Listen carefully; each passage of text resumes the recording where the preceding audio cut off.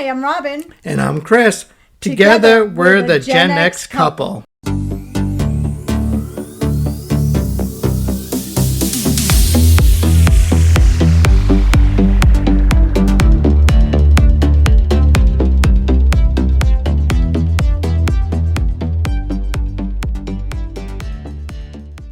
Guys. Hello, everyone.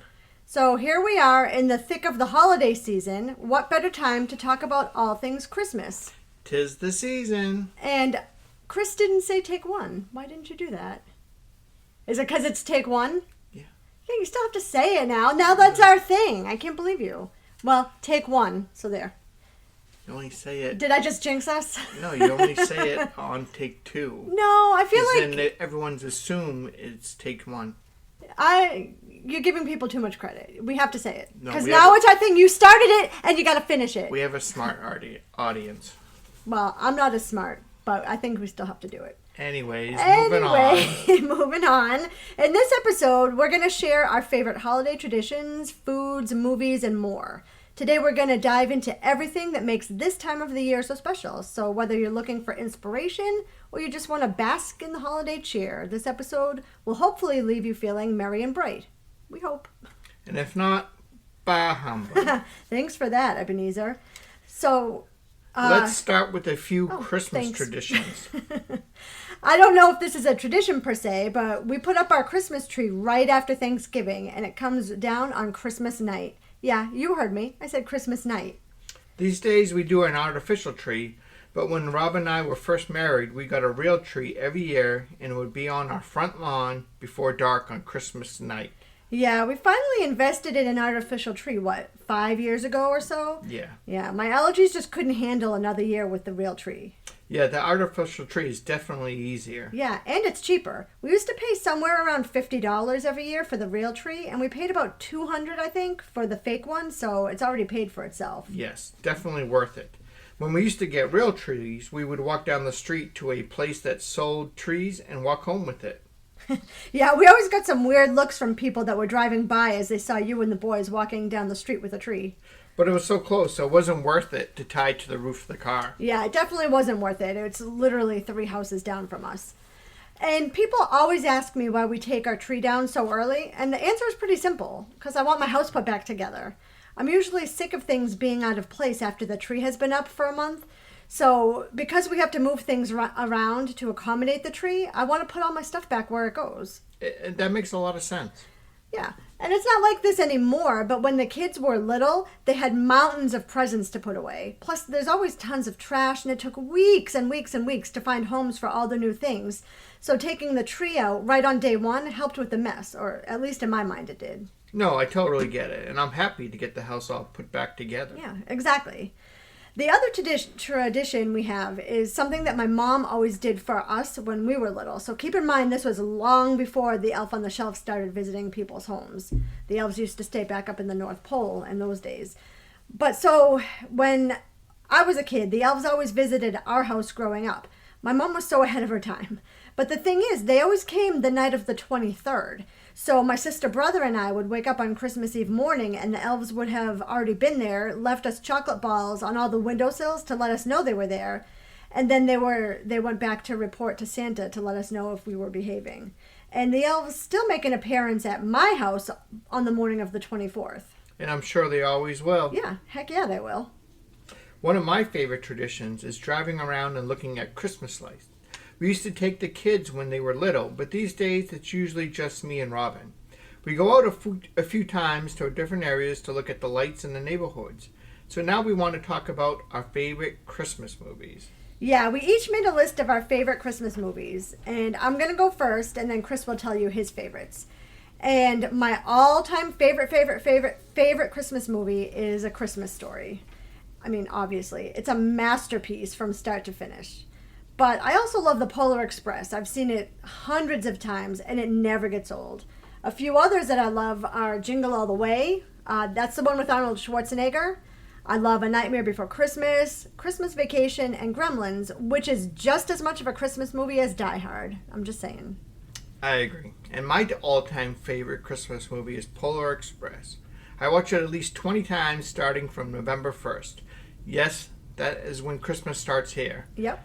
My second favorite is Jingle All the Way, but I also love National Lampoons. Christmas Vacation, The Nightmare Before Christmas, Scrooge the Grinch, The Muppets Christmas, and Candy Cane Lane, which is a new one on Amazon from last year. Yeah, that's the one with Eddie Murphy, right? Yes. Yeah, that's a wicked cute movie. If you guys have Amazon and you haven't seen it, go watch it. I love Eddie Murphy anyway, and he looks amazing for his age. But that was a really, really cute movie.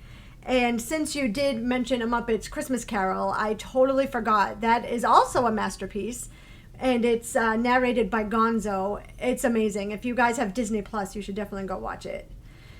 And now I want to talk about some Christmas carols. I love Christmas music. I could listen to it all year, and sometimes I do put on Christmas music in the springtime just because I love Christmas music so much. My all-time favorite Christmas song is Sleigh Ride, and I specifically like the version by the Ronettes from the 1960s. It's an oldie, but it's definitely a goodie. I hear it about 1,000 times during the year. At least. That's like the Mariah Carey, All I Want for Christmas Is You for everybody else. But for us, it's Sleigh Ride.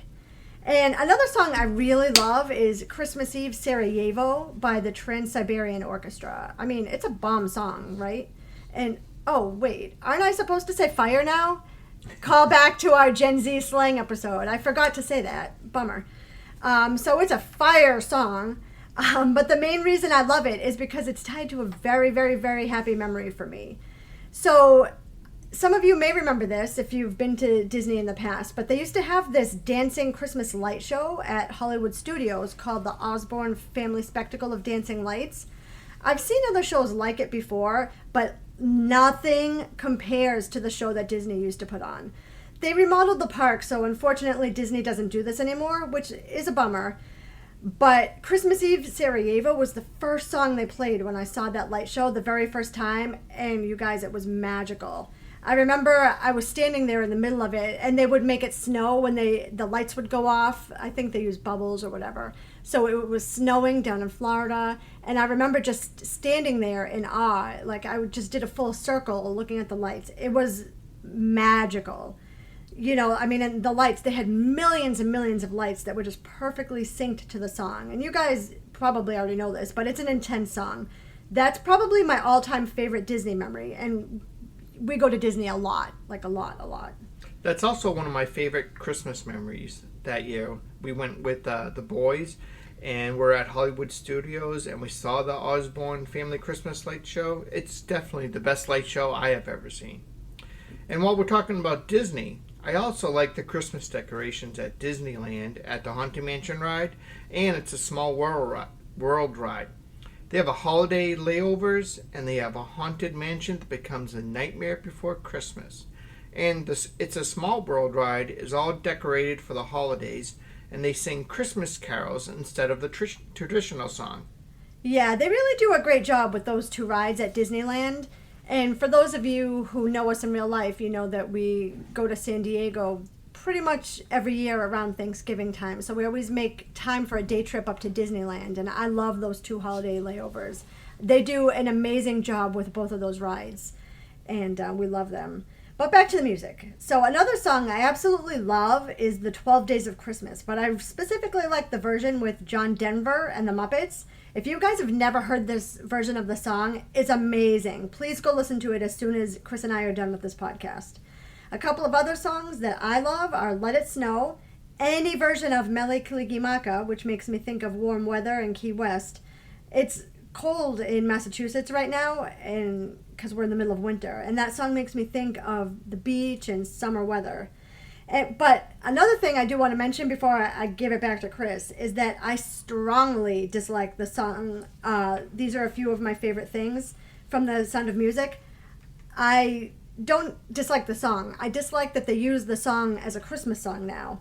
It's not a Christmas song. It makes me angry, and I change the station every time it comes on in protest. So now, Chris, it's your turn. My favorite carol is the Snoopy Red Baron song. I also love the 12 Days of Christmas, Blue Christmas, Jingle Bell Rock, Santa Baby, You're a Mean One, Mr. Grinch, Baby It's Cold Outside, and of course, Marshmallow World. Of course. And for the record, I do agree with Robin. My favorite things is not a Christmas song. Thank you. And before we talk about Christmas cartoons, I want to mention one other song that I just cannot stand for no reason.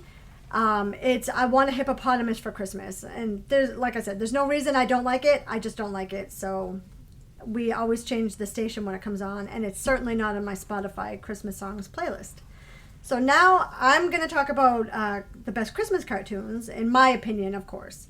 So Merry Christmas, Charlie Brown is at the very top of my list. I remember watching it as a kid. And you guys my age will remember that back then it came on once a year on TV. And if you missed it, you missed it. So we always made sure to check the TV guide to see when it was going to be on so we could sit in front of the TV and wait for it. And for the kids who may be listening to this, there was no DVR or streaming services or even DVDs. So when something like that was on the TV, it was on once. And if you missed it, you missed it. And then you'd have to wait until the following year to watch it. And I'm actually even talking before VHSs. So that's just how it was back then. And for those of you who don't know what a VHS is, go Google that because I don't have the time or energy to explain that now. But this episode isn't about the struggles of kids in the 80s. It's about Christmas. So I want to get back on track because I do have a tendency to go off track. And another cartoon that I love is Yogi's First Christmas. I don't know if you guys have ever seen that one, but it's awesome. It's got all the old Hanna-Barbera characters like Snagglepuss, Augie Doggy, Huckleberry Hound, and of course Ranger Smith, Boo Boo, and Cindy Bear are hanging out with Yogi in that cartoon. So good, so good. And overall, I'm pretty much a fan of the classics. I love the original Frosty. You know, the one where Karen takes Frosty to the North Pole and the whole time they're trying to outrun the mean magician who stole Frosty's hat. Of course, I love Rudolph, The Year Without a Santa Claus, and Santa Claus is Coming to Town. And I also love the original Grinch cartoon. And I basically like the same ones as Robin. And I'm going to classify Polar Express under cartoons, too. Yeah, that's fair. It is a cartoon. It's a cartoon movie, so that's fair. And now I just want to change the subject a little bit and say that I know a lot of people do cookie swaps at this time of the year. We don't, but I'm going to tell you my favorite cookie anyway because I feel like it. That would be peanut butter cookies, but they have to be chewy. No one likes a hard cookie. And bonus points if they're the peanut butter cookies with the Hershey's Kiss in the middle. Chris, what's your favorite cookie? For the record, I will eat all and any cookies, but my favorite is chocolate chip. And I also love candy canes and turkey dinners this time of the year. Yeah, fair enough. I mean, I love a good turkey dinner too. And let me ask you this, Chris. What's the best Christmas present you ever got? So this one, when I was a kid, a youngster, and I wanted to be a rock star. And one year, Santa brought me a guitar. Ooh. And I started taking lessons, and it was one of my favorite gifts. That's a good gift. That's a good gift. The best Christmas present I ever got was Raquel, my first Cabbage Patch Kid. And oh my God, you guys, I wish I had kept her. Truly. That's one of my biggest regrets in life that I didn't keep her. But kids don't think of stuff like that, you know? But actually, that reminds me, Chris and I were in New Orleans back in 2021. Long story short, but we had a ton of credit from JetBlue because of flights we had to cancel during 2020. You guys know what happened in 2020. So we had this huge credit from JetBlue. It was huge because we actually had a trip to Aruba planned that we had to cancel. So we took that credit and we started to book a ton of other trips, and New Orleans was the first of several that we took. But anyway, so we were in New Orleans. We were in this flea market sort of place when we were there, and I found this exact replica of Raquel. It was $35, and I was this close to buying it, but for whatever reason, I talked myself out of it, and now I do regret it because she was exactly the same as Raquel. She was in the same outfit. She had the same hair color, same hairstyle with the side braids and everything. Actually, I think I have a picture of it on my phone, so I'm going to post it to Instagram. If I ever make it back down to New Orleans, which it's not in the cards probably for any time in the next few years because we have some other trips planned. Maybe we'll get to it. Maybe we'll get to it, but if we do get back down there, I'm going to go back to that place and look for it because I actually really do want it. If anybody's in New Orleans and you guys see it, let me know, and maybe someone can send it to me. But moving on, the following year, I did actually get another Cabbage Patch Kid for Christmas, but that one wasn't from Santa. It was a mom and dad gift, and back then they put their mom and dad gifts under the tree. So the thing about Cabbage Patch Kids is they come in a pretty distinctive shaped box, so even though it was wrapped, I knew exactly what it was. So one day close to Christmas, I pretended to trip near it so I could poke a hole in the wrapping paper and see which one my mom got me. The jig was totally up because my mom knew immediately what I was up to. And honestly, I didn't even really poke a hole big enough to be able to get a good look anyway. So whatever my punishment was for that, it definitely wasn't even worth it. Smooth, very smooth. So what's one of your favorite Christmas memories, Chris? Some of my favorite Christmas memories is making cookies with my mom when I was younger.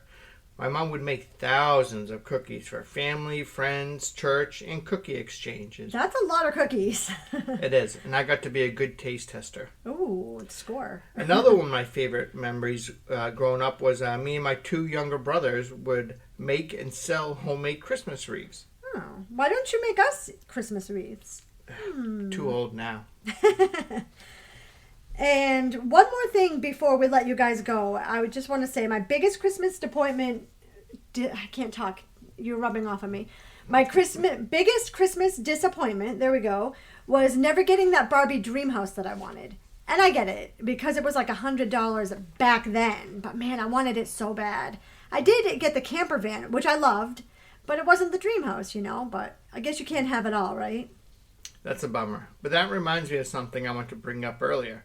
But I forgot to say, Christmas was definitely more fun when the kids were younger. Yeah. I missed that surprise look when they would open a present, the big smile, when it was something they really wanted. That was the best. It was. But now our boys are older, so they just usually get cash. Very boring. Very boring indeed.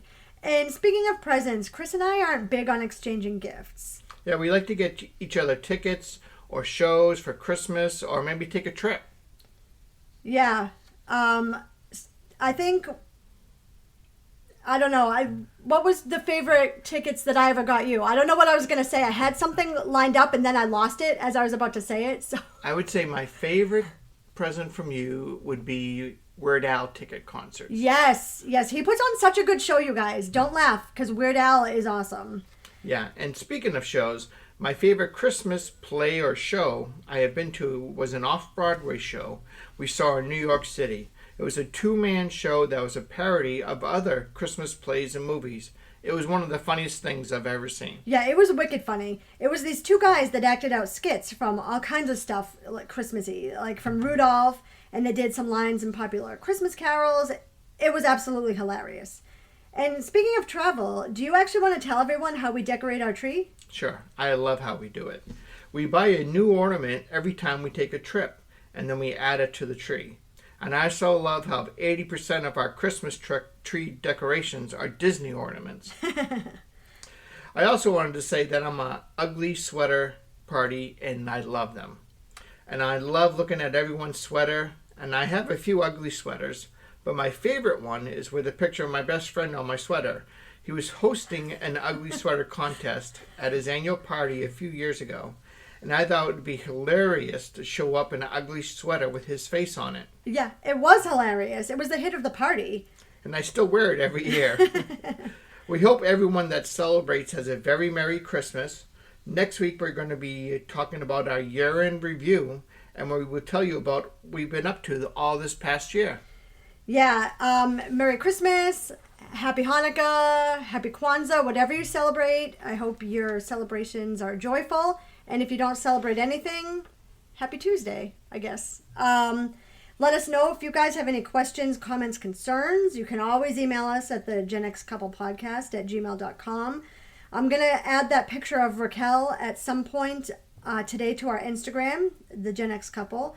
If you guys have time and the inclination, if you guys could go to wherever you get the podcast and leave us a review or a comment, that's going to help us get into the algorithm a little bit higher. We would really appreciate it. And yeah, go look for that picture of Raquel. And until next week, see you later, alligator. in a wild crocodile.